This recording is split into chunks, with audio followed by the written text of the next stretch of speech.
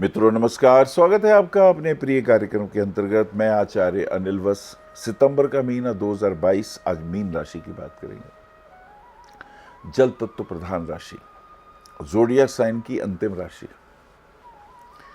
गुरु स्वक्षेत्री हैं तो मान सम्मान, बॉस से अरिष्ट अनिष्ट दूर हो जाएंगे गुरु कृपा से। बुध सप्तम भाव में उच्च के हैं तो इधर गुरु हंस योग बना रहे हैं और इधर जो बुध है भद्र योग बना रहे हैं।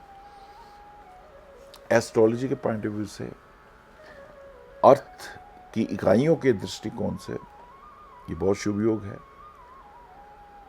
मंगल का तृतीय भाव में होना वृषभ राशि में और शनि स्वराशि के एकादश भाव में, यानी पैसा तो देंगे कमा के पर धीरे धीरे देंगे, ये महत्वपूर्ण बात। और शुक्र सिंह राशि में पति पत्नी के संबंधों में छोटी छोटी बातों पे तकरार, उस पर ध्यान दीजिएगा, दैट इज वेरी इंपॉर्टेंट। और जैसे कि आप जानते हैं कि मीन राशि स्वभावता, मीन राशि के भी ऐश्वर्य अद्भुत हैं और धनिष्ठा, शतभिषा और पूर्व भाद्रपद, मंगल राहु और गुरु का प्रभाव इस राशि के ऊपर।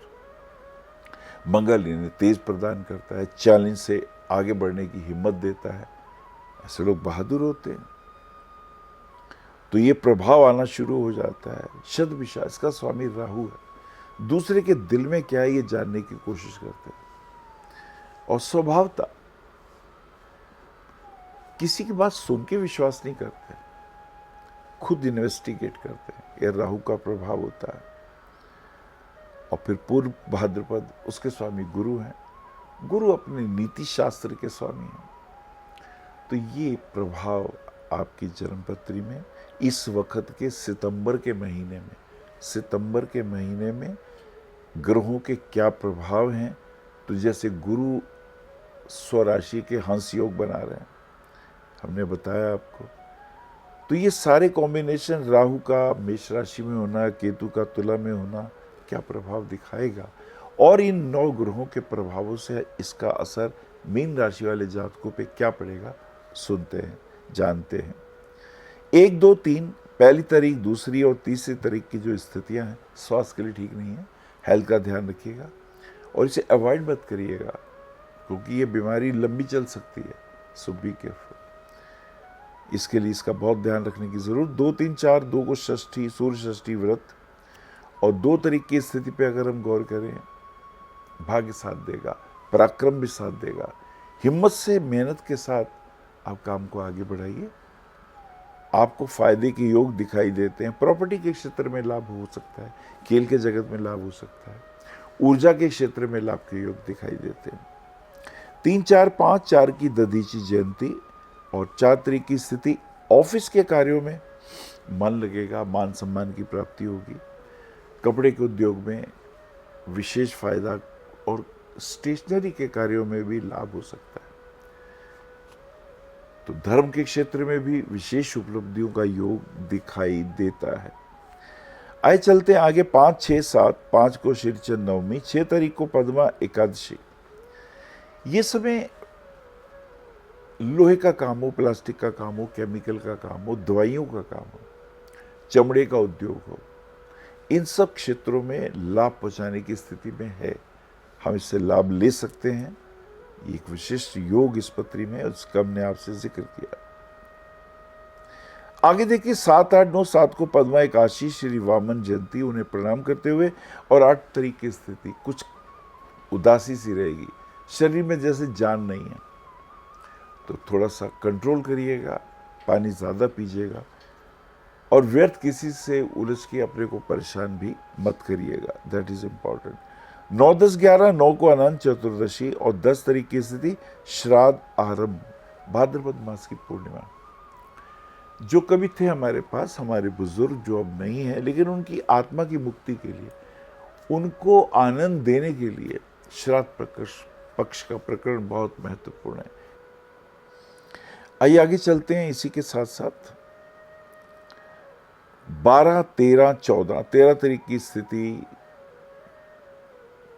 फायदेमंद सिद्ध हो सकती है अगर प्रॉपर्टी के कुछ पेपर सही हैं तो, वरना बचे। और घर से परेशान होकर कहीं बाहर जाने का मूड बना लें, वापस आ जाइए। ये समय सब पे आता है, सो बी केयरफुल। 15, 16, 17, 15 को षष्ठी का श्राद्ध और मित्रों के साथ दिन अच्छा गुजरेगा। छोटी छोटी बातों पे तनाव भी रहेगा। आलोचना परेशानियां पैदा करती है, निंदा हो, चुगली हो, आलोचना हो। यद्यपि हमें सुनना अच्छा लगता है कि अपमान हमारा थोड़ी हो रहा है, लेकिन किसी का भी अपमान हो, अगर वो तुम्हारा दोस्त है, अगर तुम उसे अपना मानते हो, तो अपमान आपका भी हो जाता है। सो बी केयरफुल, इसका हमें ज़्यादा ध्यान रखना होगा। आगे चलते हैं 15, 16, 17। 15 को षष्ठी का श्राद्ध है। दोस्तों के साथ समय अच्छा गुजर सकता है। महिला वर्ग के साथ कुछ मदद भी आप कर सकते हैं, दैट इज इम्पॉर्टेंट। ज्वेलरी का काम हो, डिज़ाइनिंग का काम है, एस्ट्रोलॉजी का काम हो, फायदा होगा। और यदि बाहर जाके कुछ काम करने का मन हो तो उसमें भी लाभ के आसार दिखाई देते हैं। 16, 17, 18, 17 को सूर्य का कन्या राशि में प्रवेश। अब ये षष्ठेश जो है, छठे भाव के जो स्वामी है, वो चतुर्थ भाव में आए, माँ की सेहत को खराब करेंगे, माँ के स्वास्थ्य के ऊपर उसका प्रभाव पड़ेगा, तो ये विशेष रूप से ध्यान रखिएगा। पैसे के लेन देन में, शेयर मार्केट में, कमोडिटी के क्षेत्र में फायदे हो सकते हैं, सोच समझ के निर्णय लें। सूर्य का कन्या राशि में प्रवेश। अभी तक सूर्य सिंह राशि में थे, अब कन्या राशि में आ गए, तो ऐसे में सूर्य को जलांजलि दें, वो आपके लिए बहुत अच्छा रहेगा, लाभप्रद भी रहेगा। 20, 21, 22, 20 को दशमी का श्राद्ध है और 20 तारीख संतान के लिए, उनके एजुकेशन के लिए विशेष शुभ, उसमें लाभ के योग दिखाई देते हैं। आगे चलते हैं इसी के साथ साथ 21, 22, 23, 21 को इंदिरा एकादशी व्रत और 22 की स्थिति स्वास्थ्य के लिए ठीक नहीं है। इलेक्ट्रॉनिक के क्षेत्र में फायदा हो सकता है, ऊर्जा के क्षेत्र में लाभ हो सकता है, लेकिन इसी के साथ साथ अपने स्वास्थ्य का ध्यान रखिएगा, पेट खराब ना हो जाए। आपके पेट के अंदर अगर डाइजेस्ट नहीं हो रहा तो वो कष्टदायी होगा, उसका ध्यान रखें। 23, 24, 25, 23 को गुरु वक्री हो जाते हैं और 25 को शुक्र कन्या में। यहाँ गुरु वक्री की जो स्थिति है वो दशम भाव में बन रही है। ऐसी स्थिति में परेशानियां हो सकती हैं, दिक्कतें आ सकती हैं। वक्री गुरु का प्रभाव कष्टदायी इसलिए भी है कि वो दशमेश भी हैं और लग्नेश भी हैं, तो हमें स्वास्थ्य का भी ध्यान रखना है। 24, 25, 26, 24 को शुक्र का कन्या राशि में प्रवेश। शुक्र यहाँ नीच के हो जाते हैं। नीच की स्थिति में होने से कष्ट, स्किन संबंधी प्रॉब्लम आ सकती हैं, इसका ध्यान रखिएगा, दैट इज वेरी इंपॉर्टेंट। आगे चलते 24, 26, 24 को शुक्र का कन्या में प्रवेश। अब शुक्र भी यहाँ नीच के हो गए। शुक्र आपके पराक्रम अधिपति हैं, आयुष्य के स्वामी हैं। हेल्थ का बहुत ध्यान रखना इन दिनों, खाने पीने पे ध्यान दीजिएगा, दैट इज वेरी इंपॉर्टेंट। अपने सेहत का ध्यान रखना, क्योंकि जान है तो जहान है। 26 तारीख को शारदीय नवरात्र प्रारंभ, देवी माँ की पूजा के ये दिन शुभ, इसके अंदर आप व्रत रख सकते हैं और दुर्गा सप्तशती का पाठ कर सकते हैं। 30 तारीख को शुक्रस्त, 30 सितंबर को शुक्रस्त हो जाएंगे, तो शुक्र आपके तीसरे भाव और शुक्र आपके आयुष्य के भाव, अष्टम भाव को प्रभावित कर रहे हैं। तो अष्टम भाव जो आयुष्य का भी है और अष्टम से अष्टम होने के कारण तीसरा भाव भी आयुष्य को ही दर्शाता है।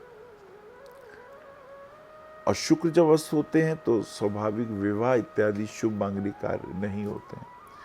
मीन राशि तो आप पुखराज रत्न पहन सकते हैं 6 सवा 6 रत्ती का, मूंगा पहन सकते हैं 6 सवा 6 रत्ती का। विशेष रूप से प्रॉपर्टी खरीद लीजिएगा, बनाइएगा नहीं, उसमें फायदा होने के योग दिखाई देते हैं। और कर्क राशि वाले जातक भी इनके लिए मित्रवत साबित हो जाते हैं। नमस्कार। आप आचार्य श्री अनिल वत्स जी के आध्यात्मिक प्रवचन, ध्यान व ज्योतिष संबंधी मासिक राशि फल फेसबुक, यूट्यूब, www.astroanilvats.com पर भी देख सकते हैं। फॉर अपॉइंटमेंट भविष्य कथन Monday to Saturday 11 AM to 6 PM BE 279 Street number 6, Harinagar, New Delhi 110064.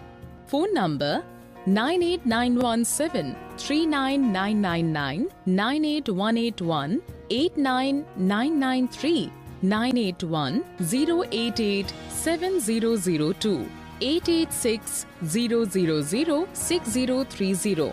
Website www.bhavishyakathan.com. Acharya Anil Vats @gmail.com.